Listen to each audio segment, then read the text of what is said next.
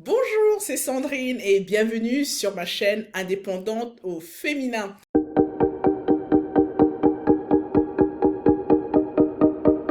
Alors pour ceux qui ne le savent pas, j'ai une société de conciergerie dans laquelle je propose également des prestations de ménage et de linge.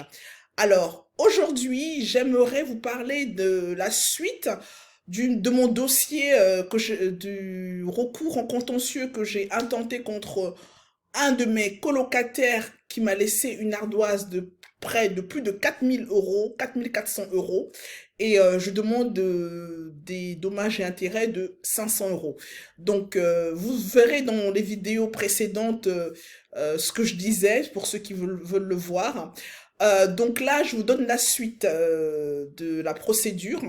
Donc, le tribunal, si vous vous souvenez, le tribunal m'avait écrit le tribunal de Pontoise m'avait écrit pour dire qu'en fait, ils étaient incompétents et qu'ils avaient transféré le dossier au tribunal de Montmorency. Et là, j'ai reçu le courrier du tribunal de Montmorency assez rapidement, quelques jours, je crois moins de 4 jours, dans lequel ils me disent que en gros, voilà, qu'ils ont bien reçu ma demande, mais qu'ils peuvent pas l'enregistrer tout simplement parce qu'il manque 2 exemplaires. Il leur faut 2 exemplaires. Or, moi, j'ai envoyé qu'un exemplaire. Je ne savais pas qu'il fallait envoyer 2 exemplaires.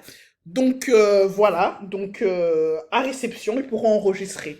Donc, je vais faire donc copie du dossier en 2 exemplaires et les renvoyer. Donc, voilà, vous voyez que les amis, quand on commence à faire soi-même les procédures, on apprend, on apprend. Donc voilà, je viens encore d'apprendre une nouvelle chose qu'il faut 2 exemplaires. Voilà, donc vous voyez, ils ont mis le cachet. Vous voyez, ils ont mis le cachet et tout. Voilà, donc c'est ce que je vais faire. Donc voilà, écoutez, c'était pour vous donner la suite de la procédure et en parallèle les amis ce que j'ai fait pour ceux qui ne savent pas donc la CAF aussi en fait a possibilité de vous verser lorsque le bénéficiaire bénéficie de la CAF, ce qui était le cas de mon locataire. Il y a possibilité que la CAF agisse en votre faveur. Je m'explique, c'est-à-dire que lorsque la personne avait des impayés. Donc, comme il bénéficiait de la CAF, donc tous les trimestres, vous savez, vous devez valider auprès de la CAF comme quoi il paye régulièrement son loyer et tout. Et donc, c'est suite à ça que la CAF continue de leur verser les allocations logement. Et donc là, ce que j'ai fait, j'ai fait un courrier. Étant donné que le trimestre, je recevais pas de, comment dire, j'avais pas la main pour faire la déclaration d'impayé. Donc, ce que j'ai fait un courrier à la CAF dans lequel j'indiquais que la personne était en situation d'impayé. Donc, suite à ça, la CAF m'a donné la main via le site partenaire CAF pour que je fasse un enregistrement informatisé pour que ça aille plus vite et tout, et de manière à gérer. C'est pas uniquement pour les impayés, hein, mais en réalité, au lieu de faire de signer à chaque fois et d'envoyer par voie postale, vous avez un espace dédié. Partenaire CAF où vous entrez, vous créez vos identifiants et vous créez en fait les locataires qui sont dans le logement. Et voilà, et donc régulièrement, donc vous mettez à jour via cette plateforme.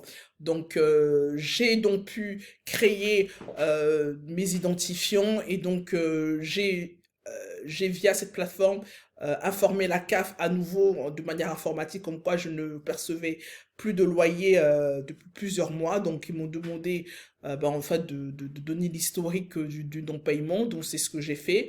Et 2 semaines après, donc 2 semaines après, j'ai reçu de la CAF un courrier qui m'indique en fait, un courrier qui m'indique que, en fait, je vais vous le lire, que à compter de ce jour, Donc là, c'est de ce jour. Les versements, les prestations dues à monsieur tata me seront versées directement. Donc par contre, ils n'ont pas indiqué le montant. Donc bah écoutez, je découvrirai le montant à réception. Donc voilà les amis, vous voyez, donc il y a différentes façons de s'en sortir de tout ça. Pardon.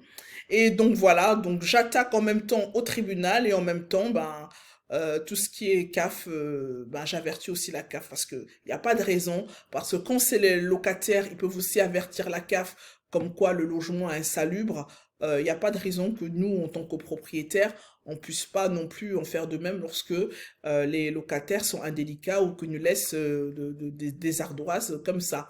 Donc voilà, donc ce qui veut dire que je vous dirai la suite, les amis. Donc, voilà où en est la procédure. J'espère que cette vidéo vous a plu. S'il vous plaît, abonnez-vous, partagez et likez. Et je vous dis à bientôt pour une nouvelle vidéo. Salut, ciao!